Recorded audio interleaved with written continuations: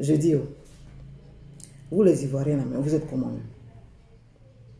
C'est-à-dire que les gens vont réfléchir, vont se casser la tête pour réfléchir, pour trouver les mesures à prendre pour ne pas être contaminés, pour trouver les mesures barrières à observer pour ne pas être contaminés. Ils vont se casser la tête, ils vont finir de réfléchir à tout ça.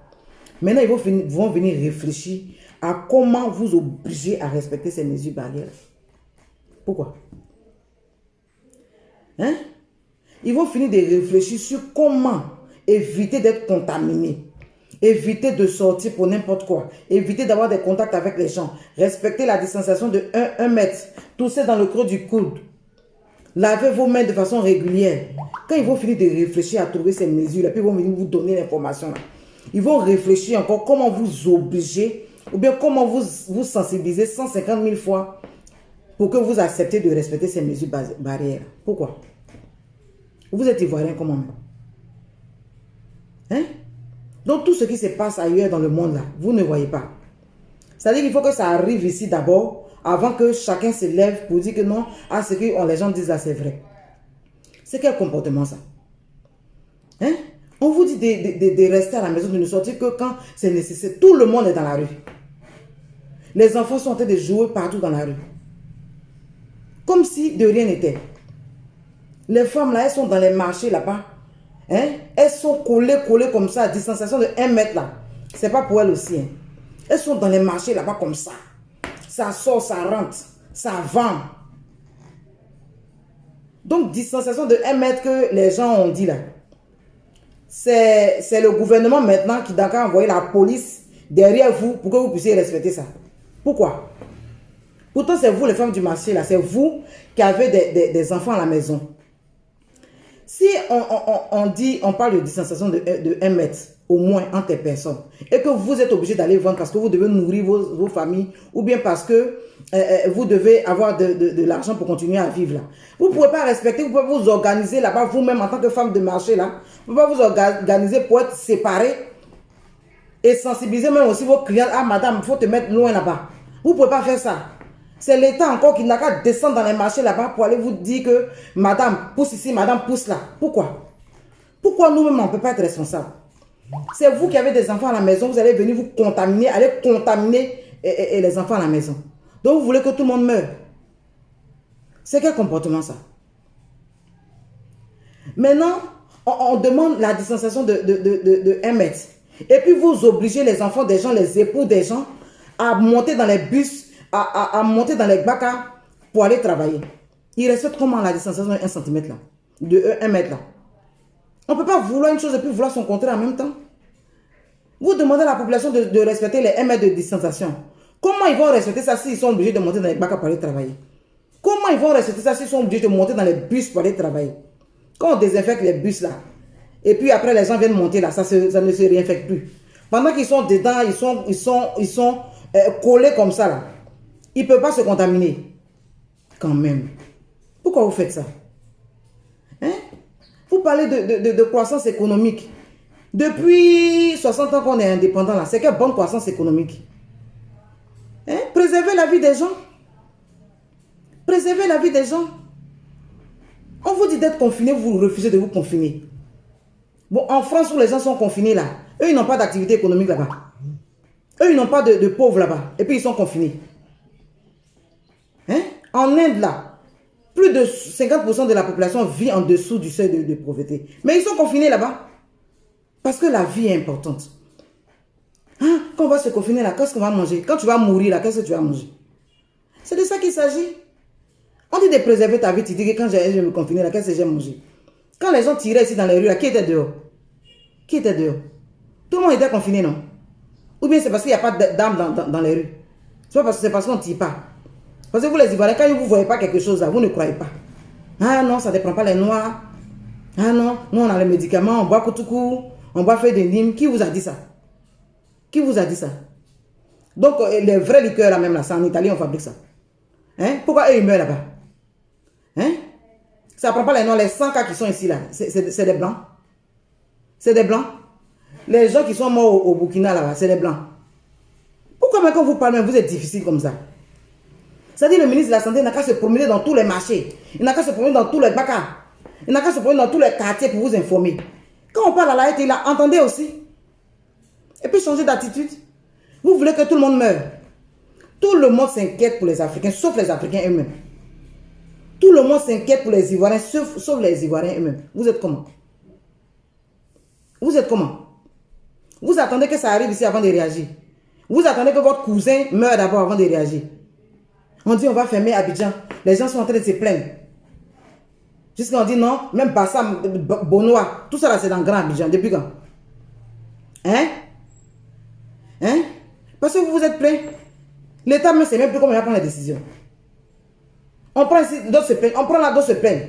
Non, moi quand je suis coiffeur là, si je ne peux plus coiffer, je vais manger comment? Quand ça tirait là, tu mangeais comment? Tu coiffais qui? Essayons de nous organiser. Essayons de nous organiser. Commençons d'abord. Et puis s'il y a des mesures d'accompagnement par rapport des mesures d'accompagnement que l'État peut mettre en œuvre, on va mettre en œuvre. Pourquoi vous-même, la population, même vous êtes difficile à gérer comme ça? Hein? C'est pas sérieux. C'est pas sérieux. Il faut qu'on change de comportement. Les gens sont confinés partout. Il faut réagir de manière anticipée. Il faut anticiper. Il faut anticiper. Parce que si ça arrive ici, là, tout le monde sait que ça va être grave. Hein? Essayons de respecter les mesures barrières. Hein? Essayons d'accepter le confinement. Pourquoi vous ne voulez pas vous confiner? On ne se contamine lorsqu'on est en contact avec quelqu'un. Donc, pour éviter de se contaminer, là, il faut rester chez soi. Si tu es chez toi, là, qui va venir te contaminer? Hein? Vous ne voulez pas vous confiner, vous voulez rester dans la rue, vous voulez faire vos activités comme si de rien n'était. Hein? Et puis, vous voulez qu'on meure tous. Voilà, aux États-Unis, ils ont négligé. Aujourd'hui, on a combien de cas? Il y a eu un boom là-bas, 100 000 cas. Plus de 100 000 cas. C'est quel comportement ça? Vous voulez que les mêmes choses nous arrivent ici? Vous voulez qu'on meure tous? Arrêtons. À un moment, il faut arrêter. Et puis, il y a des intellectuels aussi qui se mettent disant non, si on se confine là, les gens vont manger comment? Ceux qui sont pauvres là vont manger comment? Confinez-vous d'abord, et puis on va voir ceux qui sont pauvres, qui sont en train de mourir de faim là. On va voir ce qu'on peut leur apporter. Mais c'est quand on va rester tous dans la rue en train de vivre comme ça, puis maintenant quand tout le monde va mourir là, c'est là, qu'est-ce que vous allez faire maintenant? Arrêtons. Arrêtons. Maintenant aussi, je voulais parler de nous, les agents de santé là. C'est pas facile, hein. Actuellement, on parle de télétravail, on parle de confinement, les gens doivent rester chez eux. Mais nous, les agents de santé, on ne peut pas rester chez nous. On ne peut pas rester chez nous. Parce que comme le président français a dit, nous sommes en guerre. Oui, le président français a dit, nous sommes en guerre en parlant à sa population. Ils sont en guerre contre qui? Ils sont en guerre contre le Covid-19. Et le Covid-19, là, c'est le même qui s'est vu ici, en Afrique, en Côte d'Ivoire. Donc nous aussi, nous sommes en guerre. Mais les soldats, c'est qui? Les soldats, c'est les agents de santé. Qu'est-ce que vaut un soldat sans armes? Donnez-nous les armes pour que nous puissions combattre l'ennemi. Hein? Nous, on ne peut pas rester confinés chez nous, on est obligé d'aller travailler. Mais au moins qu'on soit dans les conditions pour travailler. On a peur d'en parler parce que si tu en parles pour dire que les agents de santé ne sont pas dotés en matériel indispensable pour gérer la crise, tu mets ton boulot en péril. Tu risques ta place, tu risques ton poste. Oui, mais on ne peut pas mourir en silence aussi. On ne peut pas accepter de mourir en silence aussi. On ne peut pas accepter d'aller être contaminé et puis venir contaminer nos familles. Hein? Nous sommes des citoyens aussi que vous devez protéger. Quand vous parlez de distanciation de 1 mètre là, nous, on ne peut pas. On ne peut pas garder la distance de 1 mètre entre nous et notre patiente qui est en train d'accoucher. Nous, les sages-femmes. Hein? Le médecin, l'infirmier, il a besoin d'examiner sa patiente. Mais tu ne connais pas le statut de ta patiente. Tu fais comment? Tu fais comment? Donnez-nous le matériel pour que nous puissions travailler. On n'a pas de bavette, on n'a pas de gel-main, on n'a pas d'équipement, de protection individuelle. Et puis tu vas aller te mettre au contact de la femme en train de faire son accouchement. Tu ne sais même pas que tu n'as pas son statut. C'est grave. Hein? Hein? On a peur de mourir. Essayez de nous comprendre aussi. C'est pas possible. En Italie, il y a déjà 6 000 agents de santé qui sont contaminés. Hein? C'est pas possible. Il faut prendre soin de vos agents de santé parce que c'est nous les soldats de la guerre. C'est nous les soldats de la guerre. Ne pas en parler parce qu'on risque son poste, mais ne pas en parler aussi, on va mourir en silence. Il y a déjà 2 agents de santé qui sont condamnés en Côte d'Ivoire. Ça, tout le monde le sait. Nous sommes exposés. Selon le gouvernement, si vous ressentez des signes, soit vous appelez ou soit vous vous rendez dans le centre de santé le plus proche. Mais le centre de santé le plus proche, là, nous, on fait comment pour les accueillir, pour les recevoir, pour les orienter? Hein? Si on n'a pas le matériel qu'il faut, penser un peu à ça. Hein? C'est pas normal. C'est pas normal. Nous, on a bien envie de faire notre métier. On a bien envie de prendre nos responsabilités. Mais il faut quand même qu'on ait le minimum d'équipement. J'entends des gens dire non, mais vous-même là, payez ce qu'il faut. Quand tu montes de 8h jusqu'à 18h, tu as besoin au moins de 5 masques. Parce qu'au fur et à mesure, il faut changer. Au-delà de 3 heures, c'est plus utile. Il faut changer. Hein? Maintenant, donc, toi, chaque jour, tu vas rester là pour prendre ton salaire, pour payer les masques. Et puis, tu vas payer les solutions hydroalcooliques. Tu vas payer les gants pour chaque patient. Parce que non seulement, il faut changer les gants par patient. Si tu prends le gant pour un patient, là, le prochain patient, il faut changer le gant. Donc, on va rester là en train de prendre notre salaire pour payer tous ces frais-là. Pourquoi? Pourquoi? Ceux qui disent qu'on n'a qu'à prendre notre salaire pour payer, là. C'est vous là-bas, là, dans votre institution publique où vous travaillez, là. C'est vous qui payez les factures d'électricité, là-bas. C'est vous qui payez les fournitures de bureau, là-bas. Et puis, pourquoi nous, agents de santé, pendant qu'on est en train de risquer notre vie pour prendre soin de la population, on doit encore payer les frais? Pourquoi? Pourquoi? Vous êtes comment? Ça, c'est quelle façon de réfléchir, ça? Pensez un peu à nous, pensez un peu à nos familles. Nous sommes des citoyens, nous avons des droits aussi. Nous avons le droit d'avoir envie de se protéger contre cette épidémie-là.